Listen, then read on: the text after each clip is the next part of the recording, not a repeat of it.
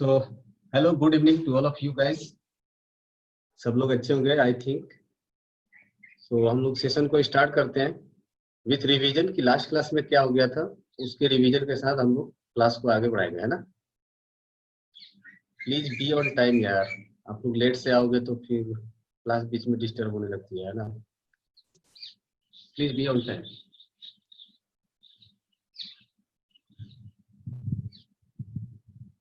सोए रहते हो क्या शाम को?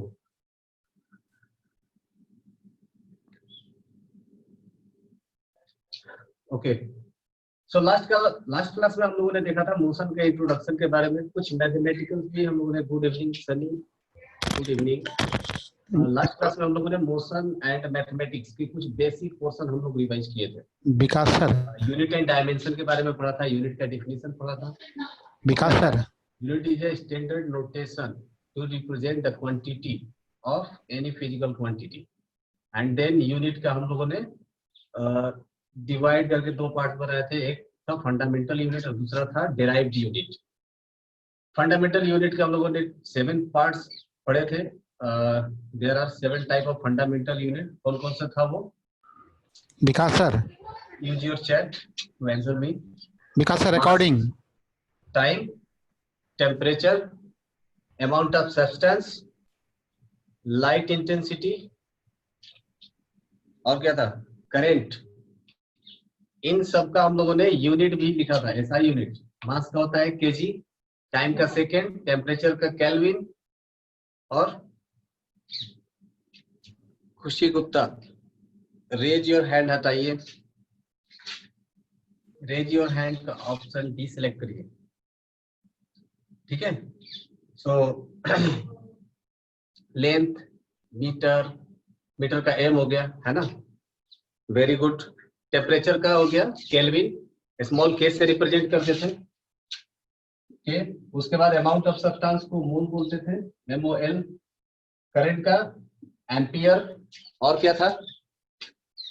सबको विजिबल है बोर्ड, कोई दिक्कत तो नहीं है? ओके। तो अमाउंट ऑफ सब्सटेंस को मोल था। करंट का हो गया एम्पियर। और क्या था? लेंथ का हो गया मीटर। इधर हो गया केजी, केजी फॉर मास। और टाइम के लिए सेकंड, ये हो गया 3 6। एक और बचता है और वो है इंटेंसिटी का, लाइट इंटेंसिटी का, और वो क्या है? कैंडेला। तो ये हम लोगों ने 7 फंडामेंटल यूनिट्स हम लोगों ने पढ़े थे। Very good, very good Abdullah. तो अब्दुल्ला ने पूरा मैसेज किया है, पूरे के पूरे चैट पे। Very good. फिर उसके बाद हम लोगों ने एक डेराइव्ड यूनिट के बारे में पढ़ा था। डेराइव्ड यूनिट क्या होता है? जो फंडामेंटल यूनिट से डेराइव करके बनता है। मतलब by the help of fundamental units we can make various kind of derived units। अब बाकी इन सातों को छोड़ करके जितने भी यूनिट होते हैं वो कौन कौन से होते हैं? डेराइव्ड यूनिट होते हैं। यूनिट के बाद स्टडी करने के बाद फिर हम लोगों ने वेक्टर एंड स्केलर के बीच में डिफरेंस समझा था। उसका हम लोगों ने स्केलर का क्या पढ़ा था? The physical quantity which has only magnitude is known as scalar quantity, and the physical quantity which has both magnitude as well as direction is known as vector quantity। Vector quantity में एक और condition था, जो physical quantity vector law को follow करता है उसी को हम लोग वेक्टर क्वांटिटी कहते हैं। तो सिर्फ और सिर्फ मैग्नीट्यूड एंड डायरेक्शन बोल देने से वो वेक्टर क्वांटिटी नहीं होता है, उसके साथ साथ वो वेक्टर लॉ को भी फॉलो करना जरूरी है। बिकॉज करंट के पास डायरेक्शन भी होता है, मैग्नीट्यूड भी होता है, लेकिन वो वेक्टर लॉ को फॉलो नहीं करता है, इसलिए वो क्या है? स्केलर है। सिमिलरली टाइम के साथ भी यही कंडीशन होता है। टाइम भी क्या होता है? BC मतलब बिफोर क्राइस्ट, आफ्टर क्राइस्ट। तो ये टाइम का एक डायरेक्शन होता है प्लस और माइनस, है ना। 0 मानते हैं हम लोग, that is the birth of Christ. तो उसके पास डायरेक्शन भी है, प्लस माइनस वो होता है, बट फिर भी वो वेक्टर लॉ को फॉलो नहीं करता है, इसलिए टाइम क्या है? स्केलर क्वांटिटी है। सो वेक्टर के डिफिनेशन में ये भी ऐड करना जरूरी है, it should must follow the vector law. उसके बाद हम लोगों ने मोशन का डिफिनेशन पढ़ा था और मोशन को 2 पार्ट में डिवाइड किया था। हॉटस्पॉट ऑन है। मोशन। आज उससे हम लोग आगे बढ़ते हैं और देखते हैं कि और भी मोशन में क्या क्या होने वाला है। मोशन का एक और पार्ट पढ़ा था हम लोगों ने, 1D motion and 2D motion. 1D motion and 2D motion. तो 1D मोशन क्या था? CCS आयुष कुमार, हाय, गुड मॉर्निंग। सबकी आवाज म्यूट है, कोई नहीं चिल्ला रहा है आदित्य, मुझे किसी की आवाज नहीं आ रही है, ठीक है। ओके, 1D मोशन हो गया था, 2D मोशन हो गया था, उसका डिफिनेशन भी मैंने बता दिया था। If only one coordinate is required to describe all hot spot वाला वजह, okay, ignore that. If one coordinate is required to describe all the position and state of motion of an object is known as the 1D motion, and if two coordinates is required then it is 2D motion। 1D motion का हमने example बता दिया था rectilinear motion, and 2D motion का example बता दिया था projectile motion and circular motion. Circular motion का एक एग्जांपल के साथ भी मैंने आपको दिखाया था कि 2D मोशन एक्चुअली में कैसा होता है। ओके, 1D मोशन और 2D मोशन नहीं पढ़े हो, क्लास मिस कर दिए होगे आप लोग, तो ठीक है वहीं से स्टार्ट करते हैं। Motion can be also be divided to two part. First one is the 1D motion, 1D motion, D for dimension, so D for dimension को बोलते हैं। वैसे तो टोटल 11 डायमेंशन होते हैं, लेकिन हमारे लिए 3 ही डायमेंशन है, XYZ, 3 डायमेंशन के बारे में हम लोग फॉलो करेंगे। सो 1D मोशन, 1D मोशन का डेफिनेशन क्या हो जाएगा? When only one coordinate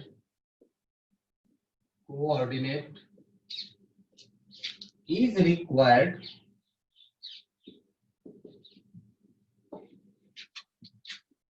to describe position and state of motion of an object, then motion is said to be 1D motion, 1D motion. फिर उस मोशन को क्या बोलेंगे? 1D मोशन बोलेंगे। तो ये डेफिनेशन है, मर्जी आपकी, चाहे तो लिख लो, चाहे अगर याद है तो फिर छोड़ो, कोई दिक्कत नहीं है। सेकंड वन इज, अच्छा इसका एग्जांपल क्या होगा? Rectilinear motion, rectilinear motion. Rectilinear motion को ही मोशन और स्ट्रेट पाथ भी बोलते हैं, है ना। Straight line motion, rectilinear motion, 1D motion, ये सब एक ही टाइप के। सेकंड क्या हो जाएगा? 2D motion, 2 dimensional motion. तो 2D मोशन क्या हो जाएगा? When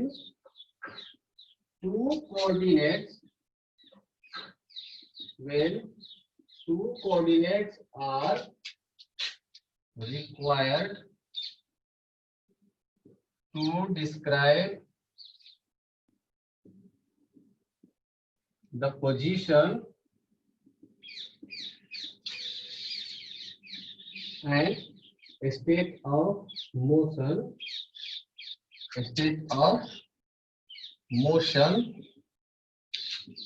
of an object, then motion is said to be 2D motion। Similarly हम लोग 3D मोशन का भी डिफिनेशन लिख सकते हैं। वहां पर क्या हो जाएगा? When 3 coordinates are required। इसके एग्जांपल क्या क्या हो जाएगा? एग्जांपल हो जाएगा प्रोजेक्टाइल मोशन। प्रोजेक्टाइल मोशन का दूसरा नाम होता है मोशन इन अ प्लेन,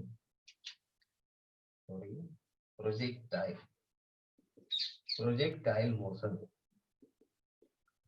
और सर्कुलर मोशन,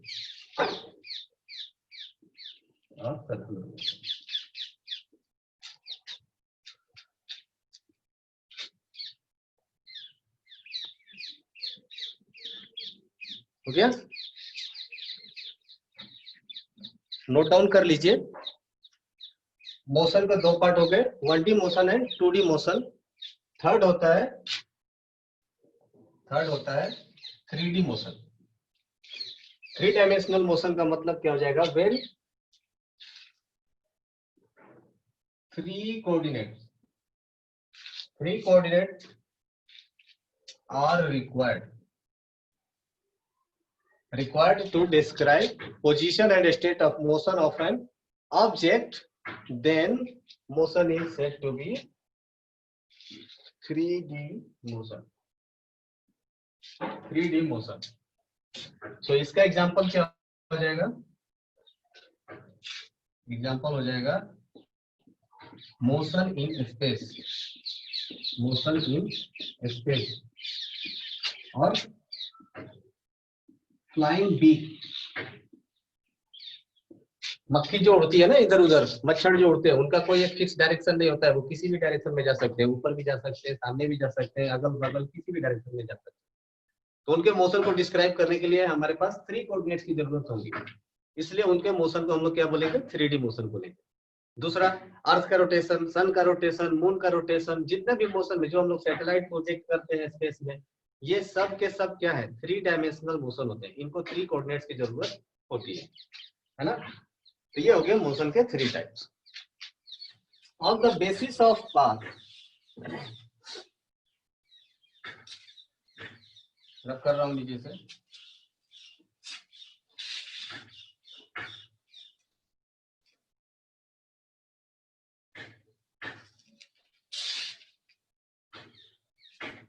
ठीक है?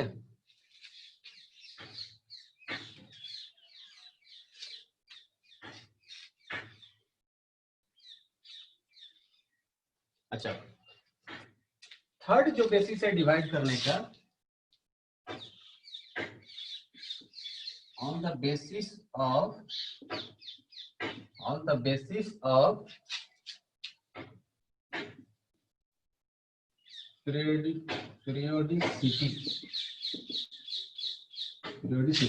periodicity मतलब अपने पाथ को वापस से रिटेन कितने समय के बाद करता है।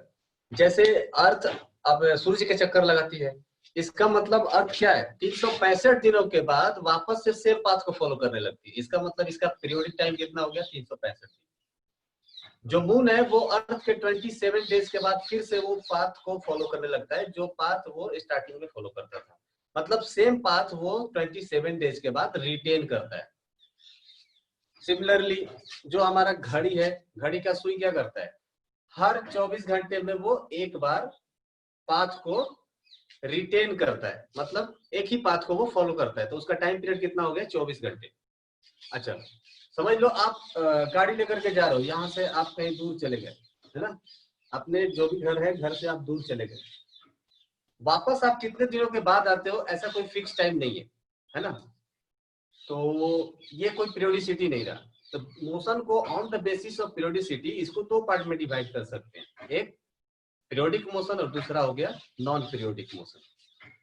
तो वो भी लिख लीजिए। On the basis of periodicity motion can B divided into 2 part. Motion can B divided into 2 parts. First one is periodic motion.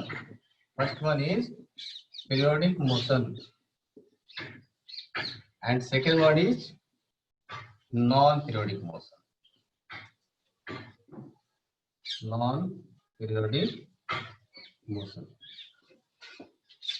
Periodic motion का डेफिनेशन क्या लिख सकते हैं? If an moving object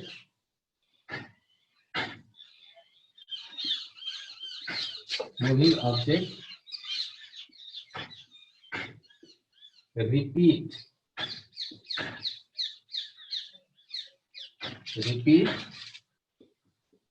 its motion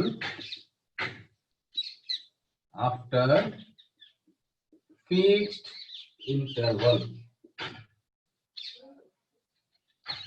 interval of time,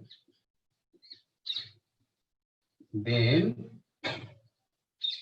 motion is said to be motion is said to be periodic motion. Periodic motion. Clear है सबको?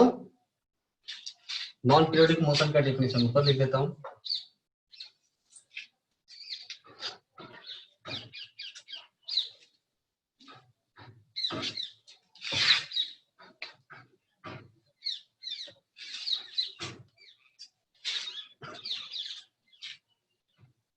Second is non-periodic motion. Periodic motion का example बता सकते हैं ना? Rotation of earth. Definition के साथ example जरूर लिखिएगा. Rotation of earth.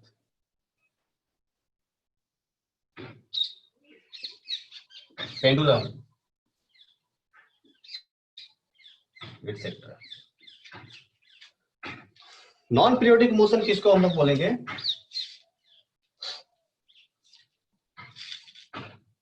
When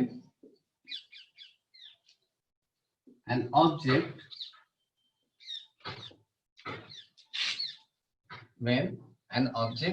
is not repeating its path, then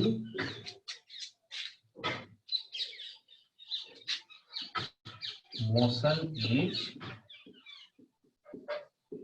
said to be non-periodic. ठीक है? एग्जाम्पल क्या कर सकते हैं? वंडरिंग जो टहलते हैं हम लोग, पता नहीं कब कौन सा पाथ फॉलो कर रहे हैं. टहलते पार्क में है, मन किया चलो छोले भटूरे खा करके आ सकते हैं, चल दिए. Abdullah footballer running in field, very good. तो अब्दुल्ला का एग्जांपल है फुटबॉलर रनिंग इन फील्ड. ठीक है. तो ये एक एग्जांपल हो गया नॉन पीरियोडिक का. यहां तक किसी को डाउट है? Please use your chat. किसी को डाउट है तो बोलिए, अदरवाइज आगे बढ़ते हैं. Harsh Pratap thank you. No. Abdullah no doubt thank you. Ritvi ji no. Khushi no. Very good. Amrita no. Thank you. Okay फिर आगे बढ़ते हैं. तो ये हो गया मोशन का डिवीजन. मोशन कितने टाइप के होते हैं, है ना?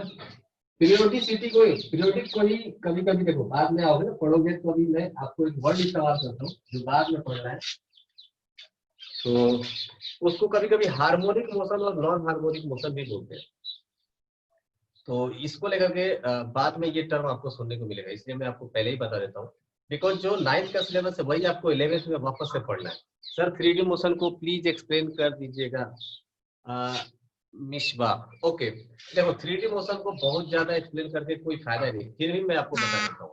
जैसे एक मच्छर है, किसी भी कॉर्नर से स्टार्ट किया, वो घूमना स्टार्ट किया, सब जगह चारों डायरेक्शन में घूम रहा है. तो किसी भी समय पर लेट से अपने रूम को इमेजिन कर लो, किसी एक कॉर्नर से कोई चीज मच्छर या कोई जानवर उड़ता हुआ आपके आगे से गुजर गया. अब वो किस समय पर किसी भी डायरेक्शन पर होता है, किसी भी पोजीशन पर होता है. तो for that position you need to represent what? 3 axis. चलो मैं बना ही देता हूँ ना. लेट से दैट ये आपका रूम है,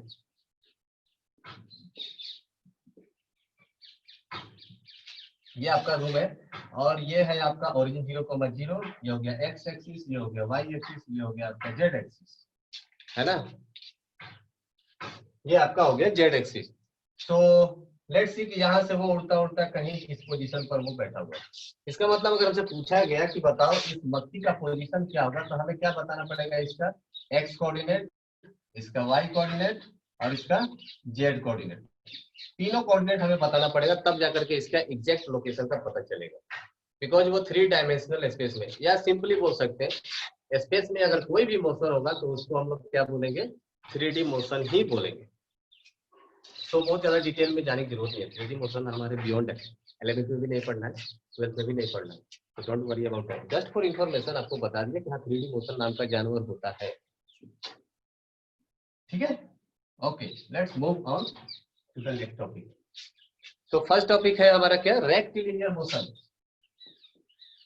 नेक्स्ट टॉपिक होगा हमारा रेक्टिलिनियर मोशन या 1D मोशन, 1D मोशन।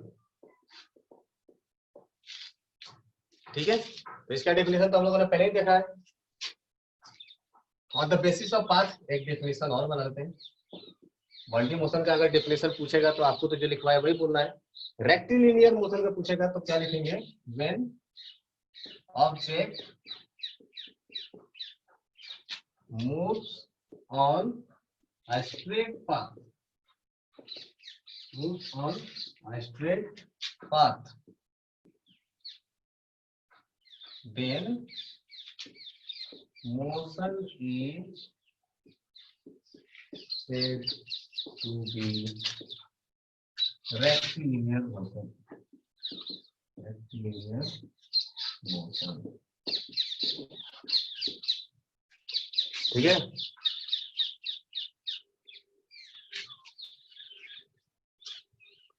देख लीजिए।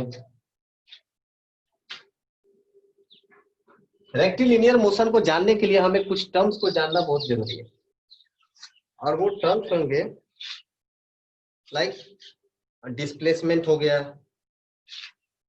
डिस्टेंस हो गया। ये सारे टर्म्स आपको पहले से पता है, हम लोग सिर्फ उसको रिवाइज कर लेंगे, या कुछ चीजें ऐसी होंगी जो आप पहले से नहीं सुने होंगे, तो वो मैं आपको बता देता हूँ क्या क्या होगा। तो लिख लो, next heading important terms, important terms.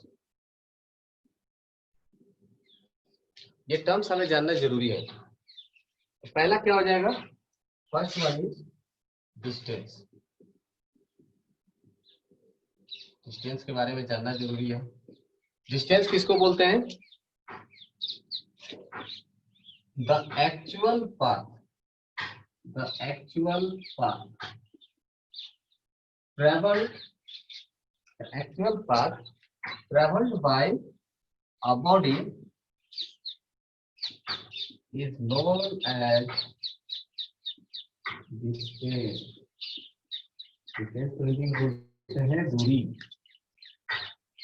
So actual path, वो जिस पाथ पर चल रहा है, चाहे वो जैसे भी चल रहा हो, जैसे मान लो पोजीशन ए से स्टार्ट किया, उसको बी पोजीशन तक जाना है, वो पाथ कोई भी हो सकता है, कैसे भी हो सकता है, घूम रही की नहीं, या गोल गोल घूम घूम के पहुंच गया है ना। ये जो भी पाथ ट्रेवल किया, ये सब उसको डिस्टेंस बोलते हैं। सो पाथ स्ट्रेट हो, सर्कुलर हो, कैसा भी हो, उससे कोई फर्क नहीं पड़ता है, चला ना वो, बस इसी बात से वो डिपेंड करता है। तो ये हो गया डिस्टेंस। डिस्टेंस को हम लोग मेजर करते हैं मीटर में, क्योंकि डिस्टेंस क्या हो गया, एक दूरी है, लेंथ है, और लेंथ का यूनिट क्या होता है, मीटर होता है। तो इसका next point, its unit is, its unit is metre. कौन सा यूनिट है, SI unit, unit is metre. And CGS unit क्या हो जाएगा, CGS unit is centimetre. CGS unit is centimetre. FPS में नहीं पूछता है, जनरली नहीं पूछता है, रेयर ऑफ द सेरेस। मुझे याद भी नहीं है मुझे लास्ट टाइम की कब आपसे एफपीएस में क्वेश्चन पूछा गया होगा। तो जनरली आपको दो तरह के यूनिट याद रखने हैं। एसआई यूनिट में क्या होता है, क्या है, मीटर का डेफिनेशन क्या है, ये डिनोट किया जाता है स्मॉल एम से, और सेंटीमीटर तो है, तो सेंटीमीटर का फुल नेम लिख देते हैं सेंटीमीटर, और इसको डिनोट कर देते हैं सीएम से, 30 मीटर से, है ना। सेकंड, थर्ड क्या हो जाएगा, सर सीजीएस क्या है? थर्ड हो जाएगा it's dimension, so it's dimension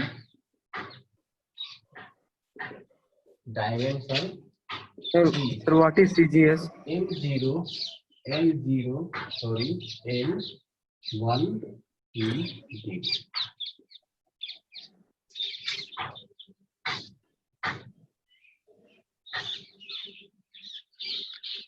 अच्छा, डायमेंशन मैंने जो लिखा है यहाँ पर L0 L1 E0, ये आप लोगों को पता है ना किसको बोलते हैं?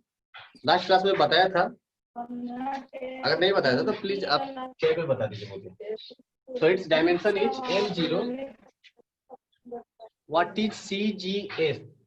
CGS बोले तो मैंने बताया था लास्ट टाइम में कि जो यूनिट होता है उसको 3 टाइप ऑफ सिस्टम में डिवाइड किया गया है। एक होता है मीटर लेंथ टाइम, नहीं है वो तो यूनिट है मीटर लेंथ और टाइम का। सीजीएस का मतलब मीटर लेंथ टाइम थोड़ी हो गया। यूनिट को 3 पार्ट में डिवाइड किया गया था। एक था एमकेएस, मीटर, किलोग्राम और सेकेंड। दूसरा यूनिट जो होता है जिसको हम लोग बोलते हैं CGS system, centimetre, gram and second. और तीसरा बताया था एक एफपीएस, एफपीएस है ना, फुट, पाउंड एंड सेकेंड। वो लास्ट क्लास का वीडियो यूट्यूब पर अपलोड है, you can refer that video, आप यूट्यूब पर देख सकते हो, है ना।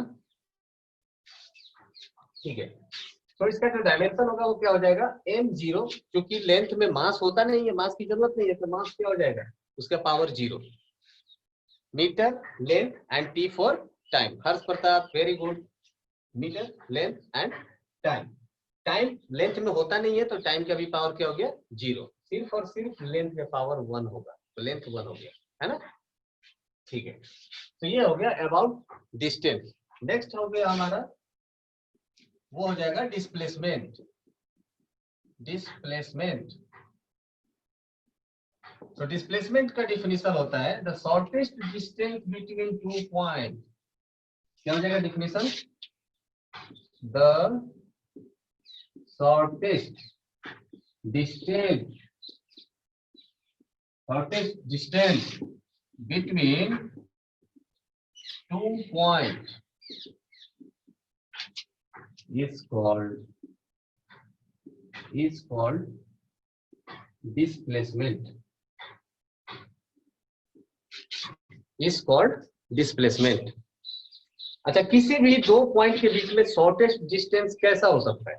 जैसे मान लो मैंने एक तो 2 पॉइंट ले लिया यहाँ पर ए एंड बी, तो क्या शॉर्टेस्ट डिस्टेंस कर्व हो सकता है? क्या शॉर्टेस्ट डिस्टेंस कर्व हो सकता है? क्या शॉर्टेस्ट डिस्टेंस ऐसा घुमा हो सकता है? या शॉर्टेस्ट डिस्टेंस हमेशा स्ट्रेट लाइन ही होगा? ये हमें सोच करके बताइए, आप सोचिए, आंसर मैं बताता हूं और फिर चेक करिए। नहीं sir, no sir, it will always in straight. Very good, Richvi straight, Sunny straight line, very good. Shikhar straight line, Aman straight line, very good. Harsh rectilinear, okay, you can say that. Shreyasi straight line, Anshu straight line, okay, nice, very good. Khushi straight line, Sakshi straight line, Vishwa का भी answer आ गया है straight, very nice. तो सबने respond किया है। Amrita straight line, okay, thanks to all, very good. तो सबने रिस्पॉन्स किया है, सबने एक ही चीज बताया, it should be a straight line. ये सिर्फ और सिर्फ क्या हो सकती है, एक स्ट्रेट लाइन ही हो सकती है। तो डिस्प्लेसमेंट हमेशा क्या होगा, that will be the straight line joining between initial and final position in known as displacement. तो एक अल्टरनेट हम लोग डेफिनेशन भी बना सकते हैं, और वो डेफिनेशन क्या हो सकता है, that will be the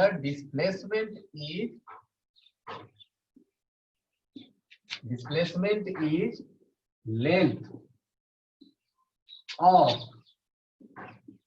line, straight line, length of a straight line joining initial and final position, initial and final position. अच्छा, इसमें क्वेश्चन एक इस तरह से पूछा जाता है कि मान लो आपको छपरा से पटना जाना है और आपके पास दो ऑप्शन है, एक बाई बस और एक बाई फ्लाइट। फ्लाइट नहीं है पर मान लेते हैं, मानने में क्या जाता है, दिस इज फिजिक्स, मान करके बहुत सारे काम निकाल लिए जाते हैं। तो मान लो कि आपको छपरा से पटना जाना है बाई फ्लाइट और एक जाना है बाई बस, तो बताओ कि दोनों में डिस्प्लेसमेंट कौन होगा और डिस्टेंस कौन सा होगा। सो अब बाई फ्लाइट, अब युक्ति का आंसर आ गया है बाई फ्लाइट, खुशी फ्लाइट, हर्ष फ्लाइट, फ्लाइट से डिस्प्लेसमेंट होगा, शिखर सिंह एयरप्लेन, ठीक है एरोप्लेन से ही जाओ, काजल बाई फ्लाइट, डिस्प्लेसमेंट होगा by flight, Anshu very good, Abdullah bus is distance very good, Shreya flight is displacement nice, Sakshi nice, Sunny Kumar, Harsh, Amrita very good very good. So सबने रिस्पॉन्ड किया है। Ayush by flight, flight displacement होगा very good, Richvi, Abhiyukti bus is distance या very nice, Sagun का भी answer आ गया है by flight, flight is displacement, ठीक है, स्मृति bus is distance very good very nice. So सबने सही जवाब दिया है। बस के द्वारा जो भी जाएंगे वो डिस्टेंस होगा, बिकॉज बस का पाथ यू नो ऐसे ऐसे जाता है, फ्लाइट डायरेक्ट सीधे गया और पहुंच गए छपरा से पटना, देखते हैं कब पहुंचते हैं। सो नेक्स्ट होगा इसमें, नेक्स्ट पॉइंट क्या डालेंगे, what will be the unit of displacement, that will be the unit of distance, जो ये डिस्टेंस का यूनिट था वही यूनिट डिस्प्लेसमेंट का ही होगा। अल्टीमेटली इसमें भी हम लोगों ने मेजर क्या किया, लेंथ ही मेजर किया ना, बड़ा हो या छोटा हो क्या फर्क पड़ता है, 1 मीटर मेजर करो, 1 mm मेजर करो या 1 किलोमीटर मेजर करो, मेजर करते ही तो है लेंथ ही तो इसका यूनिट भी क्या हो जाएगा, मीटर हो जाएगा। तो don't be confuse, its unit is metre, its unit metre. And second, अच्छा ये कौन सा यूनिट होगा, एसआई यूनिट, सीजीएस में क्या हो जाएगा, same as previous one, CGS centimetre, chief minister. And next one is dimension, जो डिस्टेंस का था वही इसका भी होगा, डायमेंशन। तो ये हो जाएगा L0 L1 T0, very good, thank you, बहुत अच्छा लग रहा है, सब लोग रेस्पॉन्ड कर रहे हैं, वेरी नाइस, ओके। तो ये हो गया डिस्टेंस एंड डिस्प्लेसमेंट। कुछ जो इंपॉर्टेंट पॉइंट्स है वो मैं आपको बता देता हूँ, जो इस चीज में कवर नहीं किया गया। वो क्या है, लेट्स से दैट कि ये हमारा पॉइंट है ए और ये हमारा पॉइंट है बी, एक ऑब्जेक्ट जो मूव करता हुआ बी पोजीशन तक गया है ना, और एक स्ट्रेट लाइन को फॉलो किया, एक कर्व लाइन को फॉलो किया, एक बेचारा गोल गोल घूम करके बी पॉइंट तक पहुंचा। अच्छा आप लोग ये बताइए कि इन तीनों में से सबसे बड़ा कौन सा हो जाएगा, let's say this is C, this is D and this point is E. So आप लोग बताओ कि इन तीनों में से पाथ कौन सा बड़ा होगा। I think A E B सबसे ज्यादा बड़ा होगा, ई, वेरी नाइस। सी वाला पाथ इससे थोड़ा छोटा होगा और डी वाला पाथ इससे थोड़ा कम होगा, वेरी गुड अंशु, सबका आंसर आ गया, Sakshi Anshu very nice. So सबने आंसर दिया है E, very nice. So A D B ये जो पाथ है ये क्या है, शॉर्टेस्ट वाला पाथ है ना। यहां से एक चीज समझ में आता है, अच्छा क्या ए डी बी को हम लोग डिस्टेंस भी बोल सकते हैं क्या, ऑफकोर्स बोल सकते हैं, बिकॉज अगर वो पाथ फॉलो किया है तो वो डिस्टेंस होगा ही होगा। अगर मूविंग ऑब्जेक्ट ने पाथ को फॉलो किया है तो वो डिस्टेंस होगा ही होगा। डिस्प्लेसमेंट अपन लोग कैलकुलेट कर भी सकते हैं, है ना, डिस्प्लेसमेंट हमेशा फिक्स्ड होगा, डिस्टेंस तो कुछ भी हो सकता है, जो वो पाथ फॉलो के, चाहे वो स्ट्रेट हो, चाहे वो कर्व हो, चाहे वो टेढ़ा मेढ़ा कुछ भी हो। आई बात समझ में। तो यहां से हमें क्या एक समझ में आती है कि से डिस्टेंस डिस्प्लेसमेंट के बराबर तो हो सकता है, डिस्टेंस डिस्प्लेसमेंट के बराबर तो हो सकता है, डिस्प्लेसमेंट से छोटा नहीं हो सकता है। आई बात समझ में, क्योंकि डिस्प्लेसमेंट अपने आप में सबसे छोटा है, डिस्प्लेसमेंट अपने आप में सबसे छोटा है। आई बात समझ में। तो यहां से एक इंपॉर्टेंट टर्म्स क्या बन के आता है हमारे लिए निकल करके कि distance is always greater or equals to displacement. Distance is always greater or equals to displacement. पहला तो स्टेटमेंट ये निकल करके आ गया, ठीक है। दूसरा स्टेटमेंट, अगर मान लो कोई ऑब्जेक्ट मूव कर रहा है ना, समझो तुम अपने घर से निकले, स्कूल को गए और वापस अपने घर आ गए, तो क्या आपका एनर्जी लॉस नहीं हुआ? अगर कोई बोले कि तुम कुछ चले ही नहीं हो, गुस्सा आएगा ना, हाँ? या मान लो तुम्हारे घर वाले किसी ने बोला कि जाओ बाजार से सब्जी लेकर के आ जाओ, तुम गए बाजार गए, सब्जी खरीदे, लेकर के घर आए, अल्टीमेटली पहुंच गए अपने घर। लेकिन इसका मतलब ये तो नहीं कि तुम बाजार गए ही नहीं थे, बाजार तो तुम गए थे। You have loss your energy, आपने मूव तो किया है। इसका मतलब डिस्टेंस आपने ट्रेवल तो किया है। समझ रहे हो मेरी बात को? डिस्टेंस तो आपने ट्रेवल किया, बट जो आदमी आपको बाजार जाते हुए देखा ही नहीं, है ना, 4 बजे आपको घर पे देखा, 5 बजे वो बाहर से आया, फिर से आपको घर पे ही देखा, तो वो तो क्या बोलेगा कि आप तो कहीं गए ही नहीं।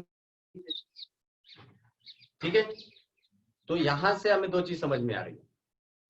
जो ऑब्जर्वर है वो उसने बता दिया कि इसे आपने कहीं मूव ही नहीं किया, मतलब आपका इनिशियल और फाइनल पोजीशन सेम था।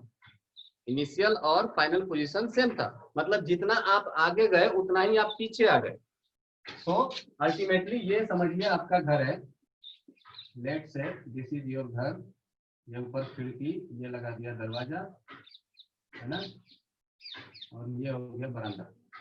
तो आप यहाँ से निकल करके बाजार को गए, ये गया बाजार को, ये यहाँ पर बाजार लगा हुआ है, बहुत सारे सब लोग बेच रहे हैं। अब आप यहाँ से उड़ करके बाजार को गए, आपने ये जो पाथ फॉलो किया, ये क्या है? Distance. This is your initial position and this is your final position. ठीक है, इसका मतलब आप जब यहाँ से गए तो आपका नेट डिस्प्लेसमेंट हो गया। आप यहाँ से गए फिर वापस आ गए सेम पाथ पर, मतलब डिस्प्लेसमेंट रिटर्न हो गया। इसका मतलब जब आप गए तो उसको हम लोग क्या बोल देंगे? पॉजिटिव। जब आप रिटर्न हुए तो उसको हम लोग क्या बोल दिए? नेगेटिव।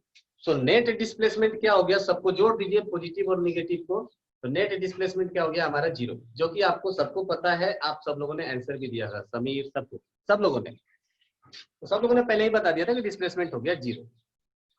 ठीक है, क्या डिस्टेंस 0 हो गया? क्वेश्चन ये है, डिस्प्लेसमेंट तो सबको पता है, क्या डिस्टेंस 0 होगा? नो। समीर का आंसर आ गया नो। हर्ष ने भी आंसर दिया, शिखर, अब्दुल्ला, अभ्युक्ति, सनी, सगुन, थैंक यू, सबने आंसर दिया नो। ठीक है, इसका मतलब डिस्टेंस 0 नहीं होगा। इसका मतलब डिस्टेंस एक मूविंग ऑब्जेक्ट का कभी 0 नहीं हो सकता। मूविंग ऑब्जेक्ट का डिस्टेंस कभी 0 नहीं हो सकता। 0 नहीं हो सकता, इसका मतलब नेगेटिव भी नहीं हो सकता। अगर नेगेटिव होता तो 0 हो सकता था, अगर नेगेटिव हो सकता था तो 0 भी हो सकता था। आई बात समझ में? सो डिस्टेंस, एक स्टेटमेंट यहां से ये निकल करके आया, तो distance can never be negative और 0। सो इंपॉर्टेंट टर्म्स में आप इंपॉर्टेंट पॉइंट में ये भी लिख लीजिए, डिस्टेंस कैन नेवर। याद रखना, ये नेवर वाला टर्म्स बहुत कम मिलते हैं मार्केट में। आई बात समझ में? जो स्टेटमेंट है ना नेवर वाला स्टेटमेंट, ये बहुत कम मिलता है। सो इस तरह का स्टेटमेंट ट्रू और फॉल्स में आपसे पूछा जा सकता है। जनरली नेवर या ऑलवेज इस तरह का अगर स्टेटमेंट आता है तो वो गलत होता है, बिकॉज कोई ना कोई ऐसा एक्सेप्शन होगा जो कि आपको नहीं पता है, और एग्जामिनर ऐसा आपको क्वेश्चन सेट करके देता है जिसमें आपसे पूछा जाएगा बताओ इट इज ऑलवेज, नेवर, ऐसा क्वेश्चन डाल देगा। तो जनरली का मिसकंसेप्शन क्या, बच्चों का ये हैबिट रहता है कि वो ऑलवेज वाला टर्म्स में फॉल्स मार देते हैं, क्योंकि उनको पता ही ज्यादा दिमाग डालने से कोई फायदा नहीं है। हाँ, इट्स ऑलवेज पॉजिटिव, इसलिए मैं बोल रहा हूँ कि ये टर्म पे ध्यान देना। डिस्टेंस कैन नेवर मतलब कभी नहीं, distance can never be negative distance can never be negative and zero of a moving body. Moving body, याद रखना यहाँ पर मूविंग बॉडी भी टर्म्स इस्तेमाल किया। अगर बॉडी रेस्ट पर हो तो उसका डिस्टेंस तो ऑब्वियसली जीरो होगा ना। सो मूविंग बॉडी पर ध्यान देना, अगर मूविंग बॉडी नहीं होगा तो डिस्टेंस जीरो होगा, जब वो चलेगा नहीं तो डिस्टेंस कहाँ से होगा। सो मूविंग बॉडी लिखना जरूरी है, अगर सिर्फ बॉडी लिखेगा तो जीरो हो भी सकता है, may be object at rest. So 2 point मैंने बताया, वो ध्यान से आप लोग पढ़ लेना। हाँ, इसमें तीसरा स्टेटमेंट ये क्या होगा, डिस्टेंस इज ऑलवेज पॉजिटिव, या इसका रिवर्स बोल दो, डिस्टेंस इज ऑलवेज पॉजिटिव। तो ये भी स्टेटमेंट आपसे ट्रू एंड फॉल्स में पूछा जा सकता है, ऑलवेज टर्म लगा हुआ है यहाँ पर, मतलब इसमें कोई भी एक्सेप्शन नहीं है, जो है एकदम खरा खरा प्राइस ऑल क्लियर है ना। So distance is always positive. Fourth statement, displacement can be positive, negative and zero. तो डिस्प्लेसमेंट पॉजिटिव भी हो सकता है, नेगेटिव भी हो सकता है और जीरो भी हो सकता है। Example, let's say that this is your position line, ये हमारा हो गया 0, ये हो गया 5 मीटर, ये हो गया 10, ये 15, ये 20 और ये हो गया 25। एक आदमी है जो 0 से चलता है, let's say its name is C, its name is B and its name is A. So एक आदमी ऐसा है जो कि ओरिजिन से चलता है और ए पोजीशन तक पहुंच गया, ए पोजीशन से आया और वापस वो रिटर्न आया कहां पर, सी पोजीशन तक, है ना। So this is forward path and this is reverse path. So can we say that, आप आंसर कर सकते हो क्या कि वो पॉजिटिव डायरेक्शन में कितना मूव किया और नेगेटिव डायरेक्शन में कितना मूव किया,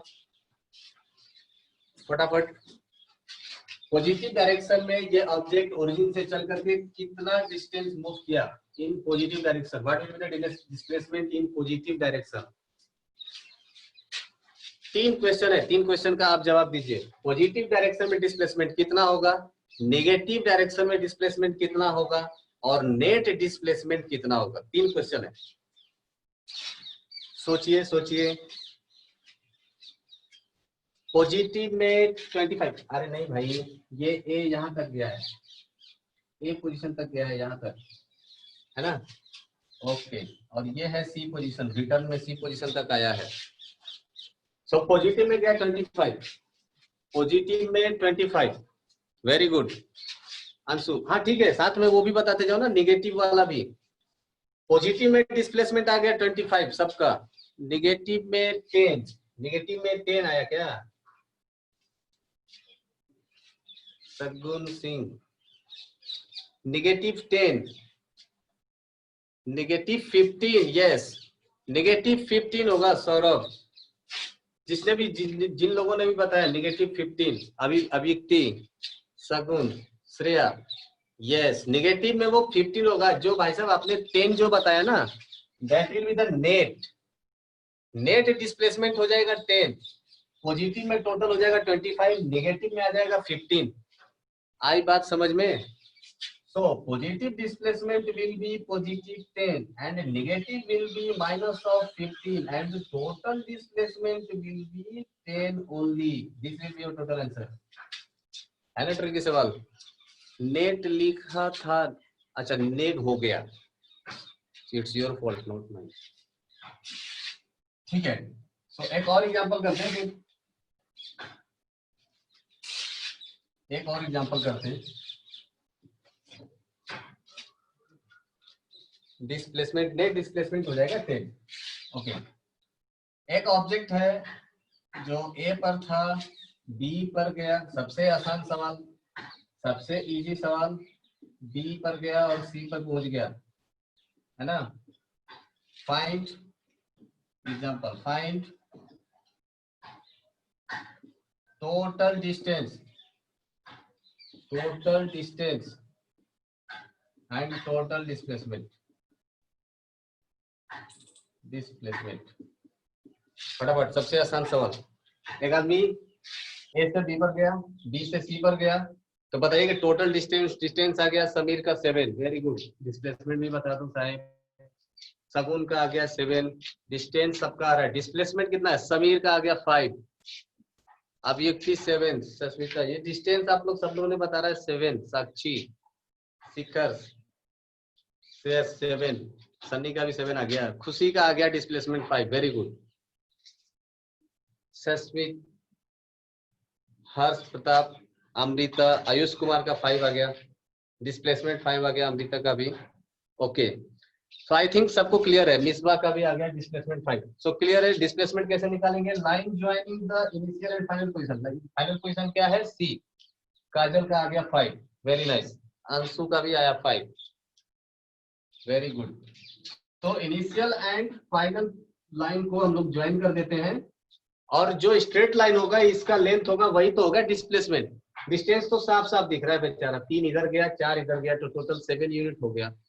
अब 7 यूनिट कुछ भी हो सकता है, metre, mm, kilometre, I don't know, hectare नहीं होगा, hectare is unit of area. So ये कितना हो जाएगा? अंडर रूट ऑफ 4 का स्क्वायर प्लस 3 का स्क्वायर, मतलब under root of 16 plus 9 is equal to under root of 25 is equal to 5 metre या 5 मिली, जो भी हो। सो ये हो गया हमारा टोटल डिस्प्लेसमेंट, वेरी नाइस। ठीक है, नेक्स्ट क्वेश्चन की तरफ मूव करते हैं। नेक्स्ट क्वेश्चन है example, give an example, give an example where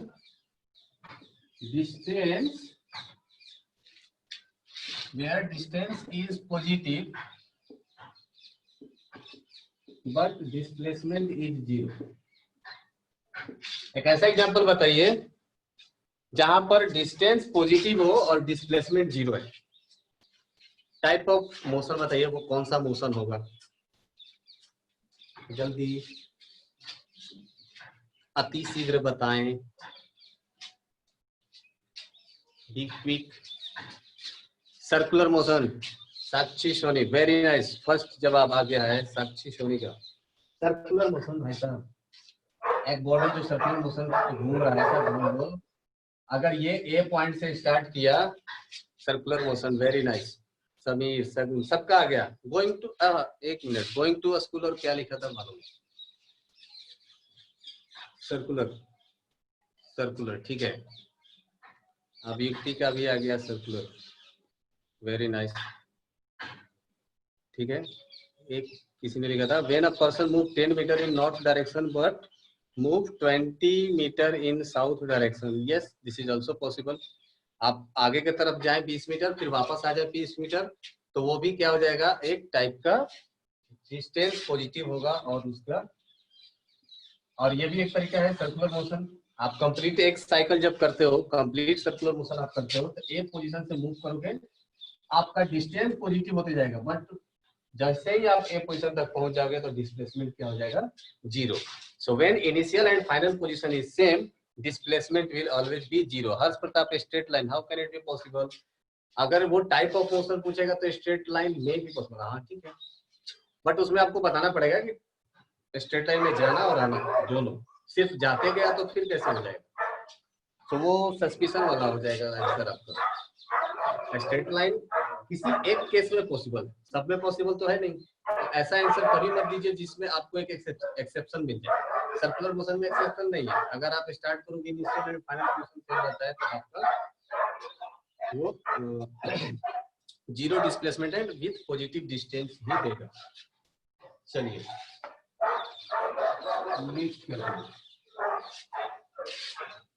next example होगा अच्छा पहले ये कर लेते हैं। लेट्स से कि एक सर्कल है ना, और इस सर्कल का रेडियस है 7 मीटर, है ना। एक ऑब्जेक्ट ए पॉइंट से स्टार्ट करता है, तो बताइए फाइंड डिस्प्लेसमेंट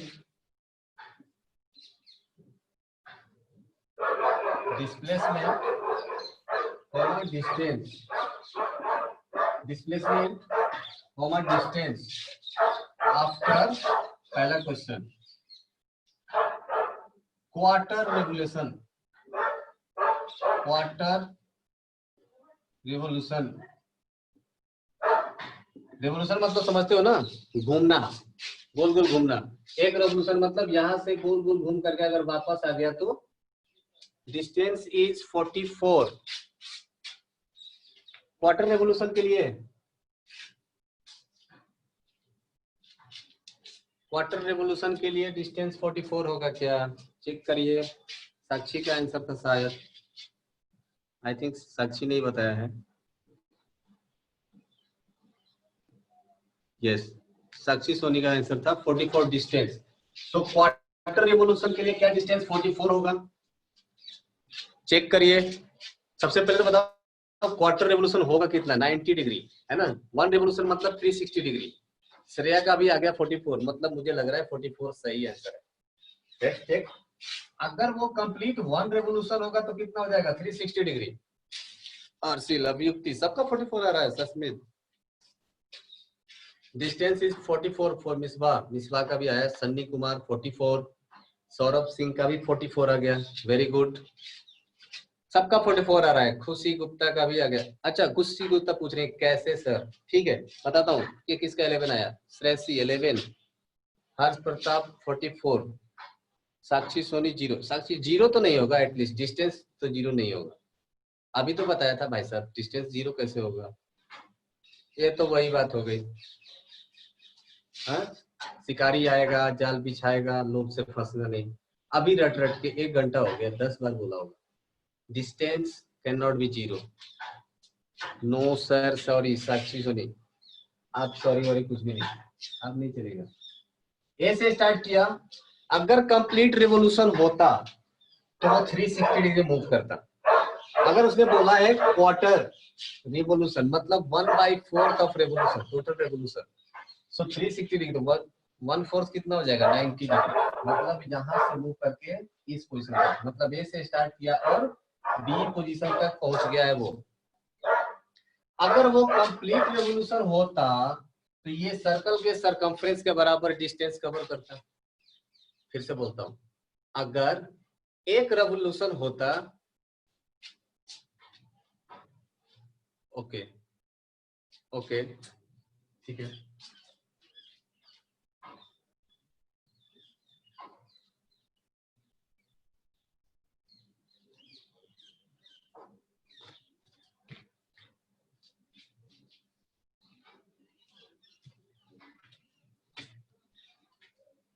ठीक है, चलो अब नहीं बोलेगा। हाँ सौरभ आगे मैं, आवाज आ रही है?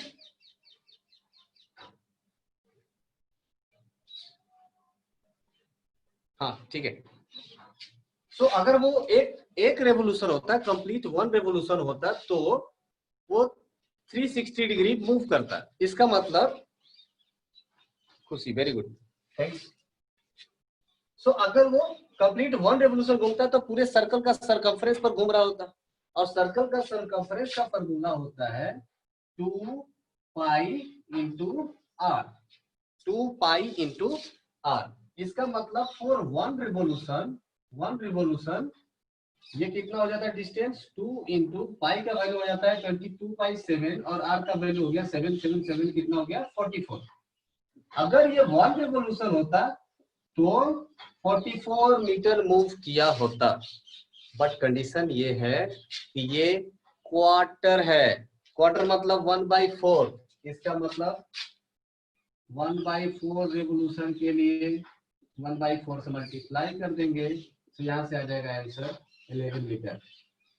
तो जिसने भी 11 मीटर बताया था, आयुष कुमार, हर्ष, आप सब लोग बताएंगे 11। बहुत चालाक हो तुम लोग, मौके का फायदा उठा लेते हो। ठीक है, तो this will be 11 metre. Displacement तो बता दो अभी, डिस्टेंस तो निकल करके आ गया। समीर 11 मीटर, हाँ हाँ हाँ, अभी ठीक है, अभी सबका आ जाएगा। ओके, डिस्प्लेसमेंट बताओ फटाफट। डिस्टेंस का तो आ गया 11 मीटर। डिस्प्लेसमेंट श्रेया कुमारी ने बताया 7, आयुष कुमार ने भी बताया 7, सौरभ सिंह का 7, खुशी, अच्छा एक ने जो बोला पीछे पीछे सब उसी पर चले जाते हैं। 7 7 7, अरे खुद का दिमाग लगाओ, गलत है 7। किसने बोला सस्मित का डिस्प्लेसमेंट 0? नहीं नहीं नहीं नहीं नहीं, 0 नहीं होगा। सस्मित 0 नहीं होगा, 7 भी नहीं होगा, कुछ और होगा। दूसरा तुक्का लगाओ कोई भी। 7√2 शिखर सिंह, वेरी गुड जवाब। तो शिखर सिंह का आ गया जवाब सबसे पहले, उनका सही है। And that will be the 7√2। कैसे होगा?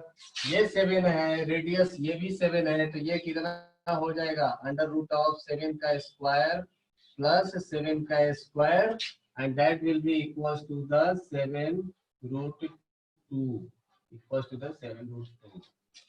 क्या यार, अर्सिल करीब।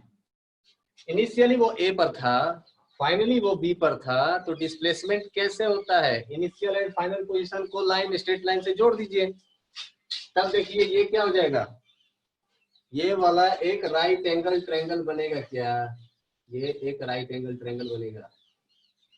ये एक राइट एंगल ट्रायंगल बनेगा। अगर ये एक 90 डिग्री है तो हाइपोटेन्यूज कितना हो जाएगा? 7 का स्क्वायर प्लस 7 का स्क्वायर, 7 का स्क्वायर प्लस 7 का स्क्वायर, मतलब 49 प्लस 49 कितना हो जाएगा?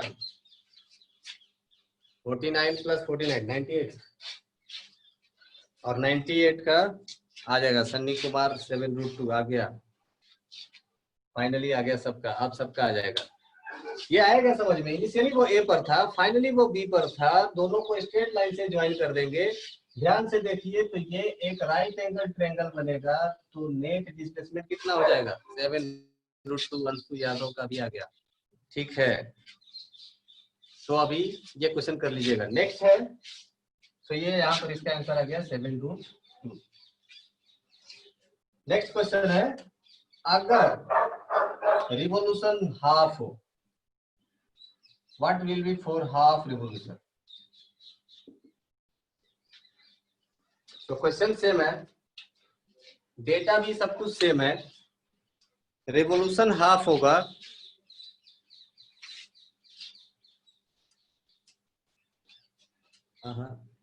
हर्ष Pratap 22 what distance, displacement distance.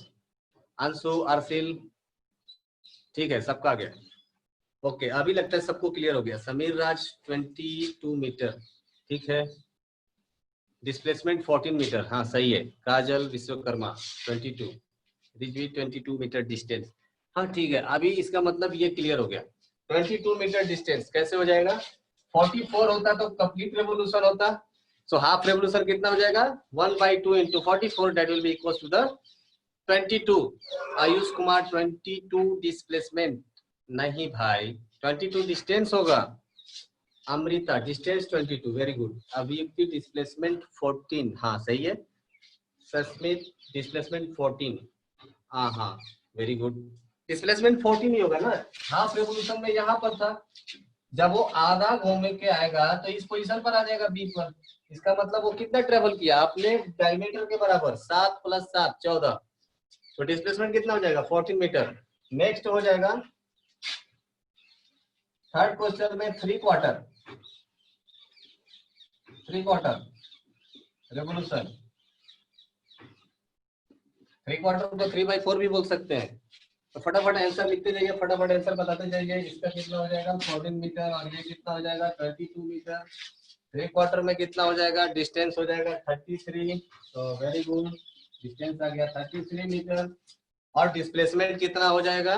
Once again displacement वही होगा जो पहले वाले में था, और वो हो जाएगा 7√2। नेक्स्ट क्वेश्चन देख लीजिए। 3/4 के बाद कंप्लीट रेवोल्यूशन। तो कंप्लीट रेवोल्यूशन में क्या हो जाएगा आपका? ये तो डिस्प्लेसमेंट हो गया 0, और डिस्टेंस हो जाएगा 44। तो ये रेवोल्यूशन पर इस तरह का रेवोल्यूशन और भी बना सकते हैं। इस पर कितना 1.5 रेवोल्यूशन है ना, और भी कितने रेवोल्यूशन बोल सकता हूँ, 1.5 रेवोल्यूशन, 2 रेवोल्यूशन, 3.5 रेवोल्यूशन, 3.4 रेवोल्यूशन, फर्क नहीं पड़ता है, एक रेवोल्यूशन का निकाल लीजिए एंड देन 3.5 रेवोल्यूशन या 4 रेवोल्यूशन, जितना रेवोल्यूशन बोले उतना इंटू 4 कर लीजिए, आपका डिस्टेंस आ जाएगा। क्लियर? उसके बाद आपको जितना रेवोल्यूशन बोले आप उसको पॉइंट में डिवाइड कर लीजिए। पॉइंट में डिवाइड मतलब आप एक्सिस ड्रॉ कर लीजिए। एक्सिस ड्रॉ करने के बाद आपको 4 एक्सिस मिल जाएंगे 90 डिग्री का। Anshu distance 44, displacement 0। हाँ अंशु, थैंक यू। तो आप क्या करिए, उसको 90 डिग्री में डिवाइड कर दीजिए। फर्स्ट रेवोल्यूशन का देखिए आप, फर्स्ट रेवोल्यूशन पर वो कितना घूम गया, 1। अगर आपको समझो पूछा गया कि 3.5 रेवोल्यूशन में बताइए, तो 3.5 रेवोल्यूशन का मतलब क्या हो गया, 3 complete revolution and half revolution. ठीक है, तो 3.5 को कितना हो जाएगा, 1 revolution, 2 revolution, 3 revolution and half revolution, मतलब यहाँ से स्टार्ट हुआ और यहाँ पर आया। तो अल्टीमेटली वो कहाँ पर आ गया, बी पोजीशन पर आ गया। तो उसका आंसर कौन सा हो जाएगा, ये वाला। अगर आपसे पूछा गया कि 3.25 रेवोल्यूशन, 3.25 रेवोल्यूशन, तो आप क्या करोगे इसको, 3 प्लस 0.25 रेवोल्यूशन। 0.25 रेवोल्यूशन का मतलब कितना हो गया, that will B divided by 100, so it will be 1/4।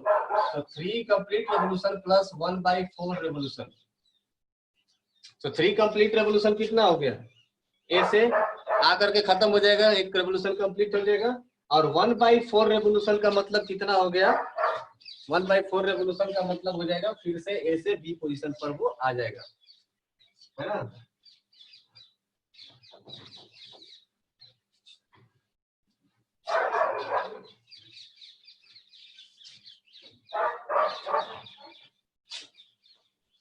है ना,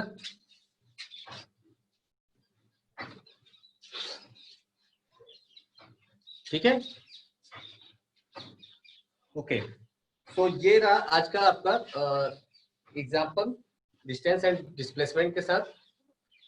आप लोग जो होमवर्क करोगे, आप एनसीईआरटी का जो इंटेक्स्ट क्वेश्चन है डिस्टेंस एंड डिस्प्लेसमेंट के ऊपर, साथ में एक्सरसाइज में भी जो डिस्टेंस एंड डिस्प्लेसमेंट के क्वेश्चंस है वो आप सॉल्व करोगे सारे के सारे। नेक्स्ट क्लास में अपन लोग उस क्वेश्चंस को डिस्कस कर लेंगे, अगर कोई डाउट होगा तो, नहीं तो फिर हम लोग आगे मूव करेंगे विथ रिवीजन। और आज का क्लास कैसा रहा, फिर ठीक था क्या, समझ में आया क्या सबको? Please reply. Super, thank you, thank you, thank you very much. Okay, तो नेक्स्ट क्लास में अपन लोग वापस से मिलते हैं, तब तक good night, sweet dream, have a nice day, thanks, bye sir. Bye bye. Bye sir.